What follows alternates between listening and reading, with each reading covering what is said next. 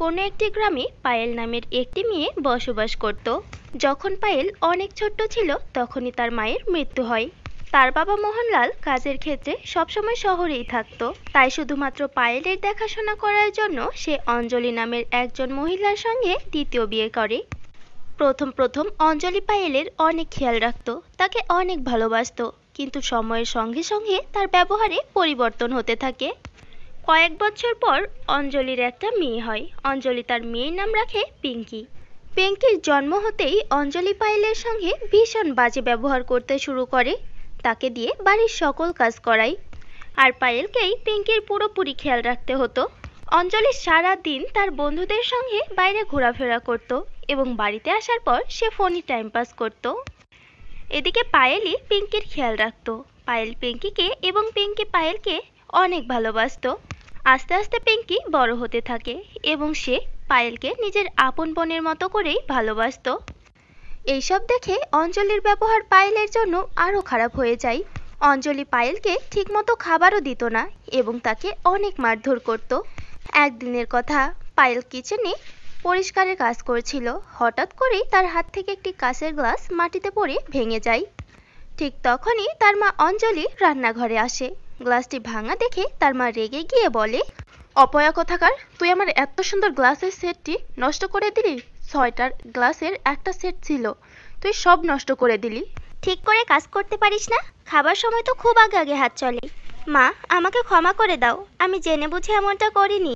ক্ষমা চাস কোন মুখে? ক্ষমা তোর হবে না, তোর শাস্তি হবে। আজ থেকে 2 দিন তুই কোনো খাবার পাবি না, বুঝলি? এটা বলে পায়েলের সৎমা সেখান থেকে চলে যায়। অন্যদিকে পিঙ্কি পাশেই দাঁড়িয়ে সবকিছু শুনছিল। নিজের মায়ের এমন কথা শুনে পিঙ্কির ভীষণ খারাপ লাগে। রাতের বেলায় পায়েল তার মা এবং বোনের জন্য খাবার বানিয়ে নিয়ে আসে। ঠিক সেই সময় তার মা তাকে বলে, মনে আছে তো, আজকে তোর শাস্তি, তুই খাবার পাবি না। তাই এখানে ঘুরঘুর না করে যা এখান থেকে। কিছুক্ষণ পরে সে থালা বাসন মেজে দিবি। পায়েল নিজের রুমে গিয়ে কান্না করতে শুরু করে। কিছুক্ষণ পর পিঙ্কি হাতে কিছু খাবার নিয়ে পায়েলের কাছে আসে এবং তাকে বলে, আপু, এই নাও, এই খাবার খেয়ে নাও। আমি জানি তোমার অনেক ক্ষুধা পেয়েছে। আপু মা অনেক খারাপ, মা সবসময় তোমার সাথে বাজে ব্যবহার করে। না বোন, এমনটা বলে না, মা তো মাই হয়, আর উনি আমাদের মা। আর হ্যাঁ, এই খাবার তুমি খেয়ে নাও, আমার ক্ষুধা নেই। না আপু, এমনটা বলো না, আমি মায়ের চোখের আড়ালেই এই খাবার তোমার জন্য নিয়ে এসেছি। প্লিজ আপু, আমার জন্য হলেও সামান্য পরিমাণ খাবার খাও। পিঙ্কি জোর করে পায়েলের সামনে খাবারের প্লেট রেখে দেয়। ঠিক সেই সময় অঞ্জলি সেখানে চলে আসে। আচ্ছা, তো এই মহারানী আমার মেয়ের থেকে লুকিয়ে লুকিয়ে খাবার চেয়ে এখানে বসে খাবার খাচ্ছে। তোর কি লজ্জা বলে কিছু আছে? তোকে বলেছিলাম না 2 দিন তুই খাবার পাবি না? তাহলে তোর সাহস কিভাবে হলো তুই আমার মেয়ের থেকে খাবার চেয়ে খাবার খাস? না না মা, তুমি ভুল বুঝছো, আমি খাবার খাইনি। আর পিঙ্কি, তুই আমাকে জিজ্ঞাসা না করে এর জন্য খাবার কেন নিয়ে এলি? আমি তোর নিজের মা, এই অপয়টা তোর কেউ নয়, বুঝলি? ব্যাস মা, অনেক হয়েছে, এবার চুপ করো। আমি তোমার সাথে কথা বলতে চাই না। তুমি আমার আপন মা হতেই পারো না, তুমি একজন ডাইনি। কেউ নাও তুমি আমার আপন মা হতেই পারো না। আর তুমি আপুকে সব সময় এতটা কষ্ট দাও, তোমার লজ্জা হওয়া উচিত মা। পিঙ্কির এই কথা শুনে অঞ্জলির প্রচণ্ড রাগ হয় এবং সে পিঙ্কিকে অনেক জোরে একটি থাপ্পড় মারে। মা, তুমি বোনকে মেরো না, তোমার যা শাস্তি দেওয়ার তুমি আমাকে দাও। আচ্ছা, খুব শখ তো, তুইও নে। পিঙ্কি কান্না করতে করতে সেইখান থেকে চলে যায়।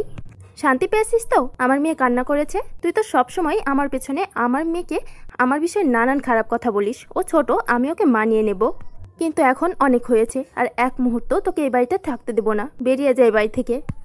আমাকে এই বাড়ি থেকে বের করে দিও না মা, তোমরা ছাড়া এই পৃথিবীতে আমার কেউ নেই, আর আমি না অন্য কাউকে চিনি। এই বাড়ি থেকে আমাকে বের করে দিলে আমি কোথায় যাব?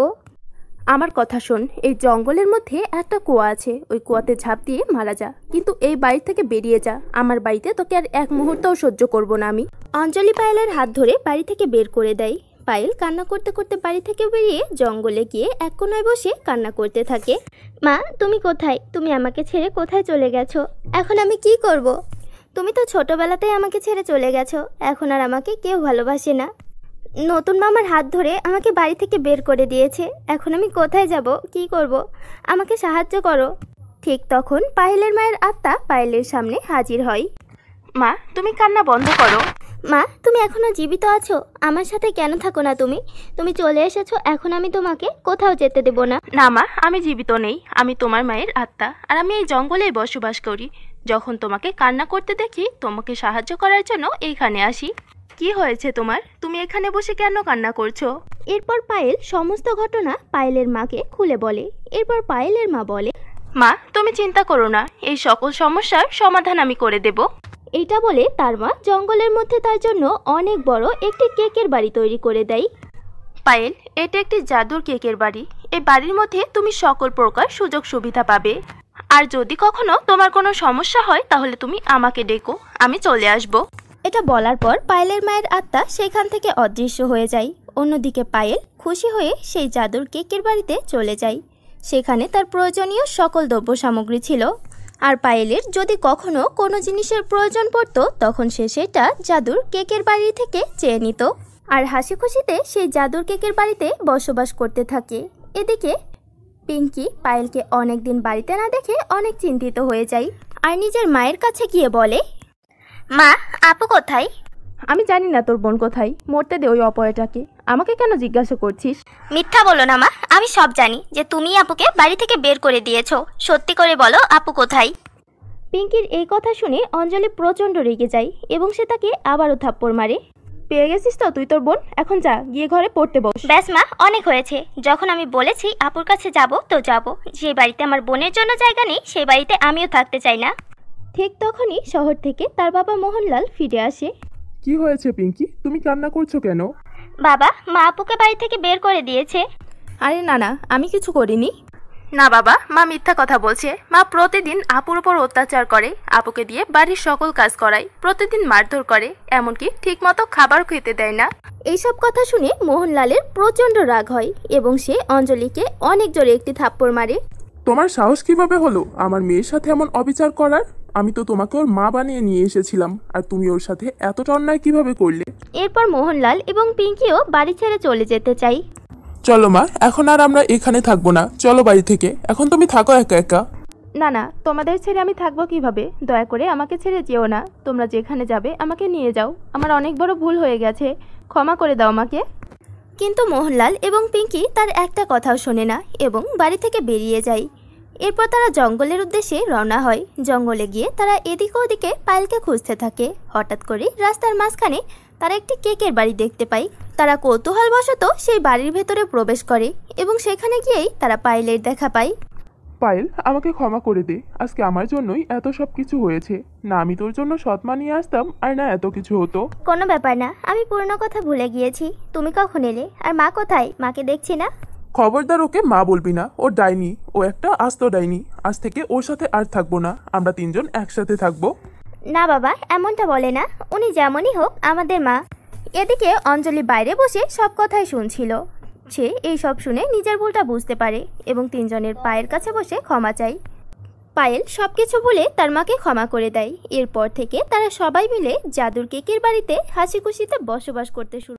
অনেক দিন আগের কথা, কোনো একটি ঘন জঙ্গলের পাশে ছোট্ট একটি গ্রাম ছিল। সেই গ্রামে রানী নামক একটা মেয়ে তার পরিবারের সঙ্গে বসবাস করত।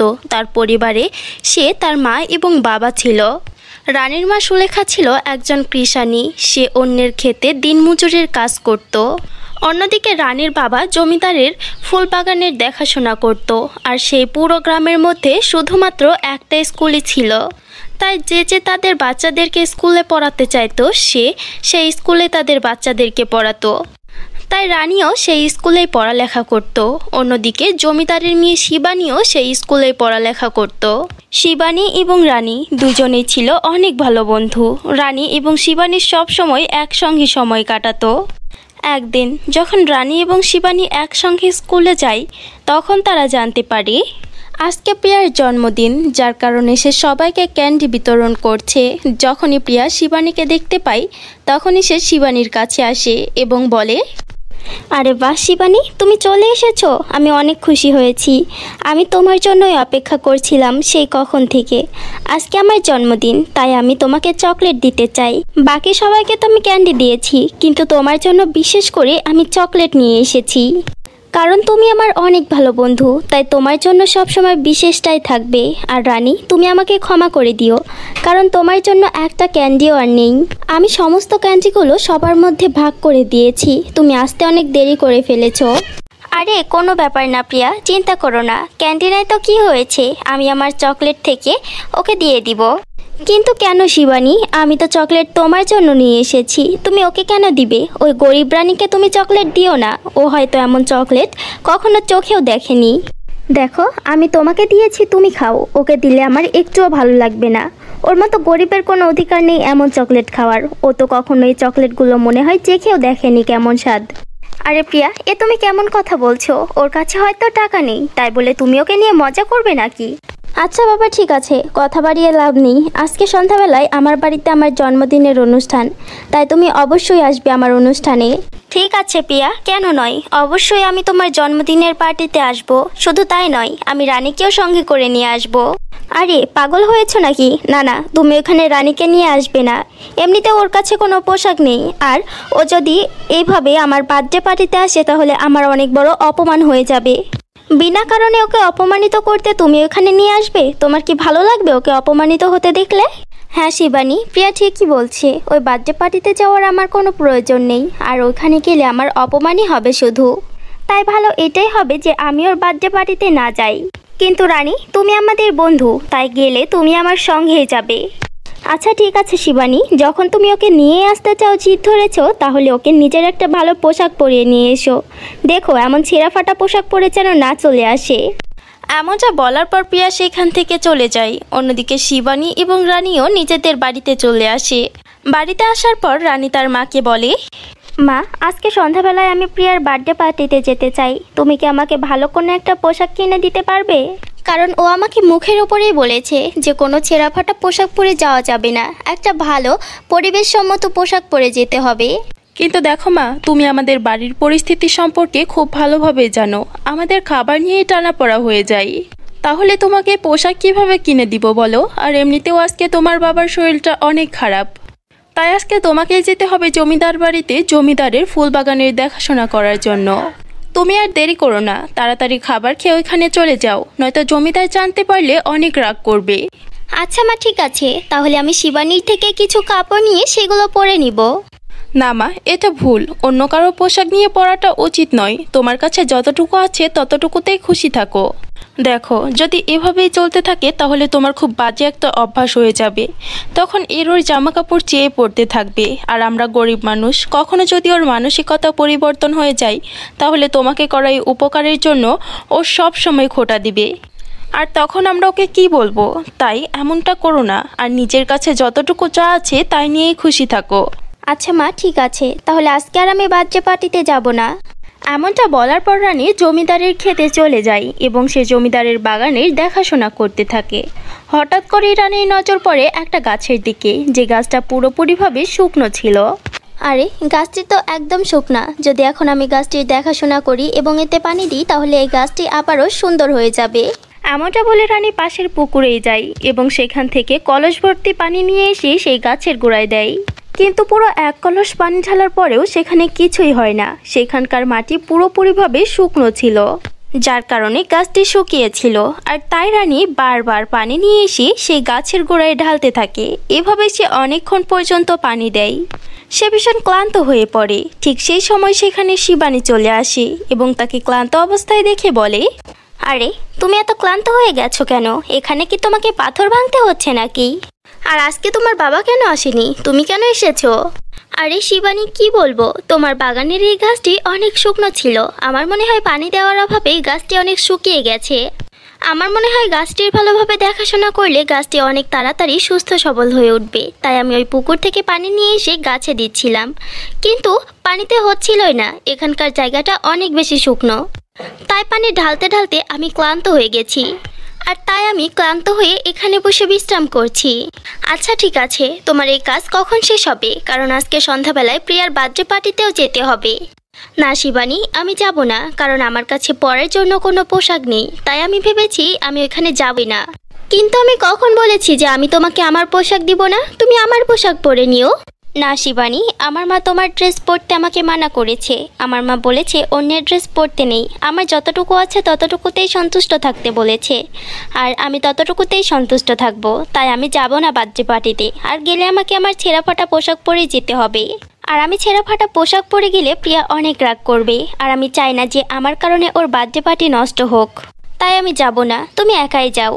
আমি এসব কিচ্ছু শুনতে চাই না রানী, তোমাকে আমার সঙ্গে যেতেই হবে, নয়তো তোমাকে রেখে আমি একা একা কিভাবে যাব? এমনটা বলার পর শিবানী সেইখান থেকে চলে যায়। অন্যদিকে রানী উদাস হয়ে যায়। একটু পর সে আবারও সেই গাছের দেখাশোনা করতে শুরু করে এবং সেই গাছটিতে সার দেয়। সন্ধ্যা হতে হতে গাছটি একদম পরিপূর্ণ অনেক সুন্দর হয়ে যায়, যেটা দেখে রানী ভীষণ অবাক হয়ে যায়। আরে এটা কিভাবে সম্ভব? এত তাড়াতাড়ি একটা গাছ কিভাবে এমন সবুজ হয়ে উঠতে পারে?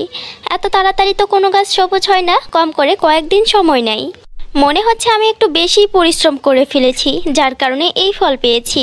ঠিক তখনই গাছটি বলে ওঠে, প্রিয়া, সত্যি তুমি অনেক সৎ স্বভাবের একটি মেয়ে, তাই আমি তোমার এই সেবাতে অনেক খুশি হয়েছি। কিন্তু আমি জানি যে আজকে তুমি অনেক দুঃখী, আর তোমার বন্ধুর বার্থডে পার্টিতেও যেতে চাও, কিন্তু তোমার কাছে কোনো জামা নেই। তাই আমি তোমাকে সাহায্য করতে চাই, আর একটা রহস্যের কথা বলতে চাই তোমাকে। তুমি এই বাগানের শেষ সীমানায় যাও, ওইখানে গেলে তুমি একটা কুয়া পাবে। যখন তুমি ওই কুয়ার কাছে যাবে, কুয়ার আলাদা একটা চমক দেখতে পাবে। কুয়ার কাছে গিয়ে তুমি আমার ব্যাপারে বলো যে ওই গাছটি আমাকে পাঠিয়েছে। তুমি এটা বললে গাছটি সব কিছু বুঝতে পারবে এবং তোমাকে সাহায্য করার জন্য 5টা জাদুর গাউন দিবে। এটা শুনে রানী অনেক বেশি খুশি হয় এবং সে খুশি হয়ে বাগানের শেষ সীমানায় যায়। সেখানে যাবার পর সে একটি কুয়া দেখতে পায়, যেটা দেখার পর রানী বলে, সত্যি গাছটি একদম ঠিক বলেছিল। এই কুয়ার আলাদা একটা চমক আছে, যা দেখে মানুষ সহজেই চিনতে পেরে যাবে। এতটা আকর্ষণীয় কুয়া আজকের আগে আমি কখনোই দেখিনি। এমনটা বলে রানী সেই কুয়ার কাছে যায় এবং সে সেই কুয়াকে বলে, আমাকে ওই গাছটি পাঠিয়েছে। ও আচ্ছা, তাহলে গাছটি তোমাকে পাঠিয়েছে। গাছটি এক সময় আমার বন্ধু ছিল, সে এখন আমার অনেক ভালো বন্ধু। ও যখন খুব ছোট্ট ছিল তখন আমার পাশেই ওর বসবাস ছিল, কিন্তু মানুষজন ওকে উঠিয়ে নিয়ে গিয়ে ওই বাগানে রোপণ করে দিয়েছে, যার কারণে আমাদের মধ্যে দূরত্ব বেড়ে গেছে। কিন্তু আমাদের মধ্যে এখনো অনেক ভালো বন্ধুত্ব আছে। আর আমি জানি যখন ও তোমাকে পাঠিয়েছে তখন তুমি অনেক ভালো একটা মানুষ, আর ও তোমাকে সাহায্য করতে চাই, যার কারণে তোমাকে এখানে পাঠিয়েছে। আর আমিও জানি যে এখন আমাকে কি করতে হবে। এরপর কুয়ার মধ্যে থেকে চকচকে 5টা গাউন বের হয়। গাউন 5টা তাকে দেওয়ার পর কুয়া বলে, এই নাও জাদুর গাউন। এগুলো সবগুলোই জাদুর কুয়ার গাউন, কিন্তু হ্যাঁ, এই গাউনগুলো সবগুলো তোমার মনের একটা করে ইচ্ছা পূরণ করবে। প্রত্যেকটা গাউনের থেকে তুমি একটা একটা করে ইচ্ছা পূরণ করিয়ে নিতে পারবে, তাই খুব ভেবেচিন্তে এগুলো ব্যবহার করো। হ্যাঁ কুয়া, বুঝতে পেরেছি। আমি খুব ভালোভাবে এগুলো ব্যবহার করব এবং কাউকে কষ্ট দিব না। গাউন পাওয়ার পর সে অনেক খুশি হয় এবং গাউনগুলো নিয়ে সে তার বাড়িতে চলে যায় এবং খুশি খুশি তার মাকে সব কিছু খুলে বলে। কিন্তু হঠাৎ করেই তখন তার বান্ধবী শিবানীর কথা মনে পড়ে যায় এবং সে সঙ্গে সঙ্গে একটা গাউন পরে নেয়, যা পরে তাকে অনেক সুন্দর দেখাচ্ছিল। এবং অন্য একটি গাউনের সাহায্যে সে তার বান্ধবী প্রিয়ার জন্মদিনের পার্টিতে পৌঁছে যায়। প্রিয়ার বার্থডে পার্টিতে আসা প্রত্যেকটা মানুষ রানীর দিকে তাকিয়েই ছিল, কারণ রানী অপরূপ সুন্দরী হয়ে গিয়েছিল। এটা দেখার পর শিবানী এবং প্রিয়াও ভীষণ অবাক হয়ে যায়। কিছুক্ষণ পর শিবানী এবং প্রিয়া রানীর কাছে আসে এবং বলে, আরে রানী, তুমি আমাকে কত বড় মিথ্যা কথা বললে। দেখো তোমার কত সুন্দর ড্রেস, সবাই শুধু তোমাকেই দেখছে। হ্যাঁ রানী, তুমি অনেক দামি একটা গাউন পরে এসেছো। সত্যি গাউনটি অনেক সুন্দর। আমি অযথাই তোমাকে সন্দেহ করছিলাম যে তোমার কারণে হয়তো আমার বার্থডে পার্টিতে অনেক অপমান হবে, কিন্তু তোমার জন্য বার্থডে পার্টির নাম রোশন হয়েছে। আসো আমরা সবাই মিলে একসঙ্গে কেক কাটবো। এরপর শিবানী, প্রিয়া এবং রানী 3 বান্ধবী মিলে জন্মদিনের কেক কাটে এবং তারা ধুমধাম করে পার্টি এনজয় করে। রানী পার্টিতে এত সুন্দর ডান্স করে যে সবাই শুধু তাকেই দেখতে থাকে। চারিদিকে তার প্রশংসা ছড়িয়ে পড়ে। যখন রানী পরের দিন এই কথাগুলো জানতে পারে তখন তার অনেক ভালো লাগে। আরে রানী, তুমি তো এর আগে কখনো বলোইনি যে তুমি এত সুন্দর ডান্স পারো, আমাকেও একটু শিখিয়ে দাও। এরপর শিবানীকে রানী সবকিছু খুলে বলে। সবকিছু শোনার পর শিবানী অনেক বেশি খুশি হয় এবং বলে, শিবানী, এটা তোমার ভালো মানসিকতার ফল, যেটা তুমি সব সময় অন্যের সঙ্গে ভালো ব্যবহার করে এসেছো। অযথাই তোমার দারিদ্রতা নিয়ে সবাই মজা করত। এরপর থেকে রানী হাসি খুশিতে জীবন কাটায়, কারণ তার কাছেও এখন নিজস্ব বাড়ি, গাড়ি এবং অনেক টাকা ছিল। কিন্তু সব সময় সে অন্যকে সাহায্য করত।